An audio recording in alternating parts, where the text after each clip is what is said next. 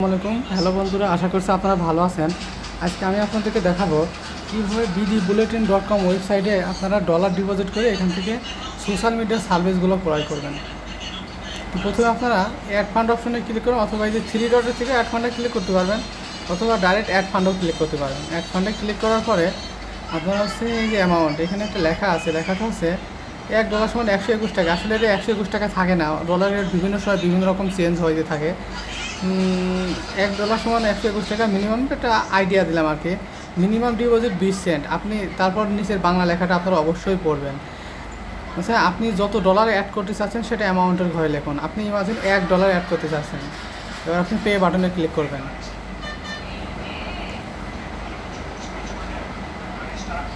আচ্ছা, আমি একটু ব্যাকে যাচ্ছি, ফ্ল্যাশ ব্যাকে যে আরেকটা জিনিস আপনাদেরকে বোঝাই দিই, সেটা হচ্ছে আপনারা যত ডলার কিনবেন তত এখানে যদি আপনি 20 সেন্ট কেনেন তাহলে 0.20 সেন্ট, যদি আপনি 50 সেন্ট কেনেন তাহলে 0.50 সেন্ট, যদি আপনি $2 কেনেন তাহলে 2 দিয়ে পে বাটনে ক্লিক করবেন, যদি $5 দেন তাহলে 5 দিয়ে পে বাটনে ক্লিক করবেন। আচ্ছা, আমি আপনাদেরকে $1 দিয়ে দেখাচ্ছি।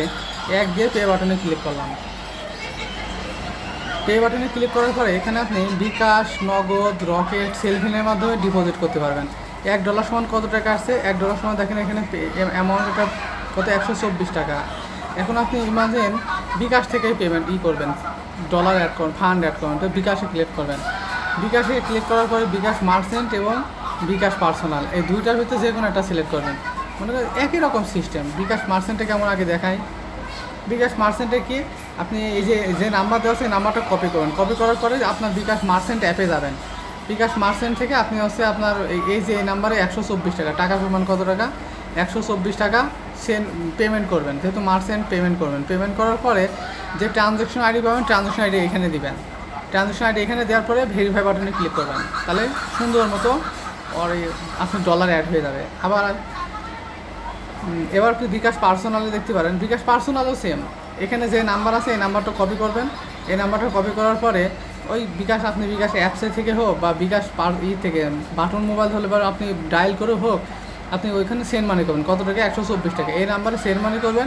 করার পরে আপনি হচ্ছে যে ট্রানজ্যাকশন আইডি পাবেন এখানে দিবেন। দেওয়ার পরে ভেরিফাই বাটনে ক্লিক করবেন, তাহলে ডলার অ্যাড হয়ে যাবে। আরেকটা কী আছে, আরও কী আছে, আরও আছে হচ্ছে নগদ আছে। নগদও সেম সিস্টেম।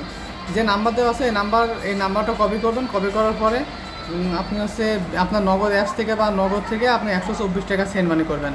সেন্ড মানি করার পরে আপনি ট্রানজ্যাকশন আইডি দেবেন, ভেরিফাই করবেন, ডলার অ্যাড হয়ে যাবে। রকেটের ক্ষেত্রেও সেম, সেলফিনের ক্ষেত্রেও সেম, মানে সবগুলো একই রকম সিস্টেম। ঠিক আছে, তারপরে এগুলো ফান্ড অ্যাড করার পরে আপনারা যে কোনো সার্ভিস যে কোনো ওয়েতে আপনারা নিতে পারবেন, আর কোনো সমস্যা হবে না। আশা করি বিষয়টা বুঝতে পারছেন। তারপরেও যদি কোনো সার্ভিস বা কোনো কিছু বুঝতে আপনাদের সমস্যা হয়, তখন আপনারা যে আমাদের যে হোয়াটসঅ্যাপ বাটন আছে, হোয়াটসঅ্যাপ বাটনে ক্লিক করবেন।